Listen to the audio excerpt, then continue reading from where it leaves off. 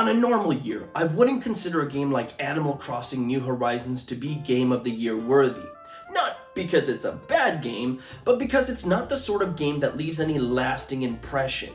Yet with as big an impact that the game has had and how many people turn to it during a stressful time in many of our lives, I can definitely see why this can be considered best of the year material. For those of you who have been living under a rock for the past year, or are watching far into the future and don't have any memory about what occurred, let me fill you in.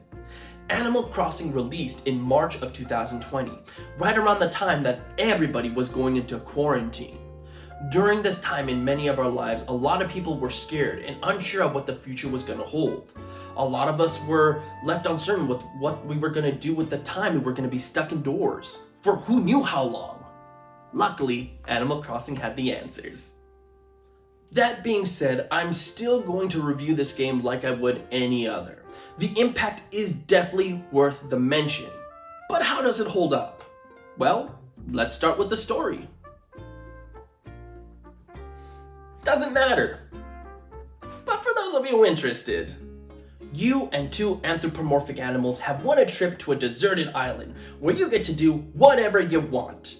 After setting up your home and becoming the leader of the island, it's up to you on how to spend your days. Do you want to catch bugs and fish to fill out your notebook?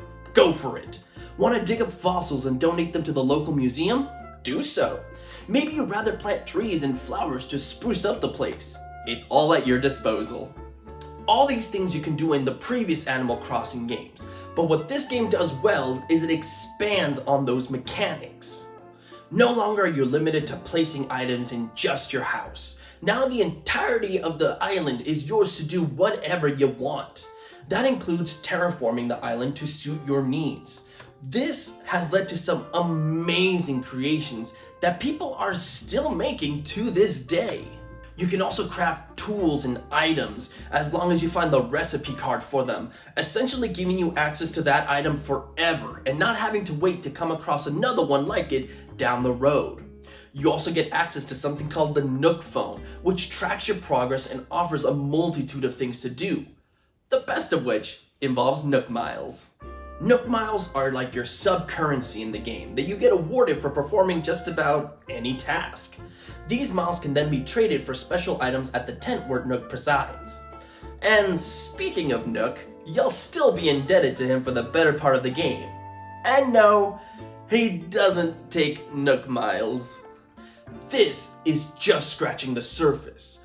There's also other islands you can visit that might meet conditions your island does not have in order to catch rare bugs and fishes. There's other animals that visit your island that sell special items from time to time. And of course you can always play the turnip market. Well, great. So far so good. So where does the game stumble? Well, it's not so much a stumble as it has little annoyances that really start to irritate you the longer you spend time in its world. For instance, a majority of your tools are capable of breaking after a few uses, resulting in you having to run back to your workbench to craft more. This can be alleviated by crafting stronger tools, but that fear of one giving out when you need it most constantly hangs in the air. So you're probably thinking, well, that's okay, I'll just craft multitude of one tool and carry it with me. Well, okay, except you have limited inventory space. And when you're doing something time-consuming, having to stop every few minutes to go empty out your pockets can really annoy you. This also extends to the crafting, which the last time I played still only had you be able to craft one item at a time.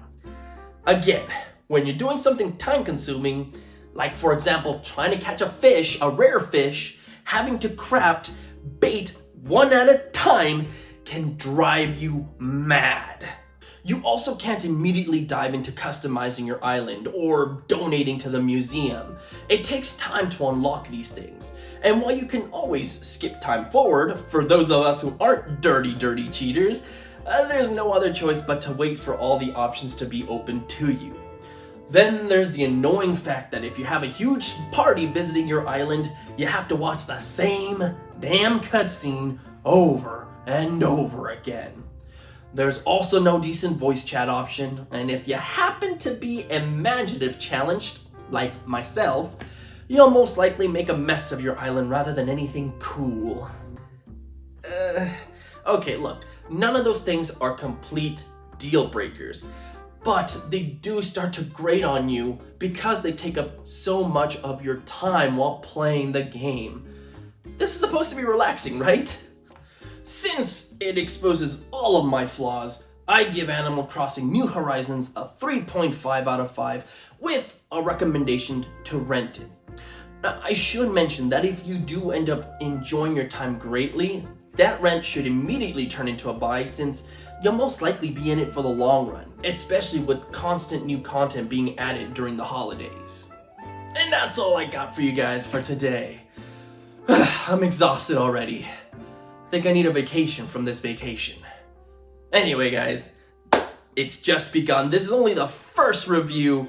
We got 4 more left, so keep a lookout for that next review tomorrow. Like always, guys, stay safe out there and have a good one.